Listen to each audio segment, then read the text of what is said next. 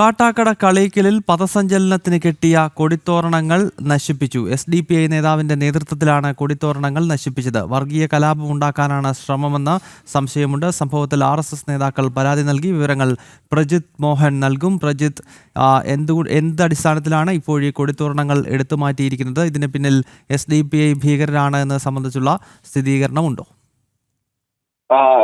ഗൗതം, ഇപ്പോൾ ഇങ്ങനൊരു പരാതിയാണ് ഇപ്പോൾ പുറത്തു വന്നിരിക്കുന്നത്. ഇന്ന് വിജയദശമി ദിനത്തിൽ RSSന്റെ ജന്മദിന വാർഷികത്തോടനുബന്ധിച്ച് നടന്ന ആഘോഷ പരിപാടികളുടെ ഭാഗമായി കിള്ളി, കോട്ടപ്പുറം എന്ന് പറയുന്ന ഭാഗങ്ങളിൽ കാട്ടാക്കടയിൽ കെട്ടിയ കൊടിതോരണങ്ങൾ വ്യാപകമായി നശിപ്പിച്ചു എന്നുള്ളതാണ് പോലീസിന് എഴുതി നൽകിയിരിക്കുന്ന പരാതി. ഈ പരാതി നൽകിയിരിക്കുന്നത് പ്രദേശത്തെ RSSന്റെ മണ്ഡൽ കാര്യവാഹ് J. സുരേഷ് എന്നയാളാണ്. ഈ പരാതിയിൽ പറയുന്ന ഒരു കാര്യം, ഈ മനഃപൂർവ്വം മതസ്പർദ്ധ വളർത്തുന്നതിനും വർഗീയ സംഘർഷവും ലക്ഷ്യമിട്ട് SDPI പ്രവർത്തകരായ ഷംനാദ്, അതോടൊപ്പം തന്നെ അന്തിയൂർക്കോണത്ത് പലവരക്കുകൾ നടത്തുന്ന വ്യക്തിയും കണ്ടാലറിയുന്ന കുറച്ചുപേരും ചേർന്നാണ് കൊടിതോരണങ്ങൾ നശിപ്പിച്ചത്.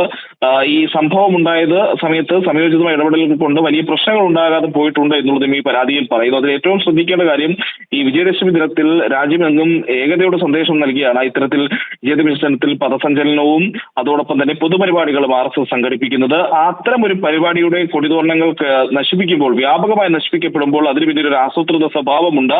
അതിൽ ഏതെങ്കിലും രീതിയിലുള്ള ഒരു സംഘർഷത്തിലുള്ള സാധ്യതയൊക്കെ SDPI ഭീകരർ ശ്രമം, അല്ലെങ്കിൽ അത്തരം ഒരു ശ്രമത്തിലേക്കാണോ SDPI ഭീകരർ പോയത് എന്നുള്ള സംശയവും ജനിക്കുന്നുണ്ട്. എന്തായാലും ഇത്തരം ഒരു പരാതി പോലീസ് സ്റ്റേഷനിൽ എത്തിയിട്ടുണ്ട് എന്നുള്ളതാണ്. കാട്ടാക്കട പോലീസ് സ്റ്റേഷനിലാണ് പരാതി നൽകിയിരിക്കുന്നതും.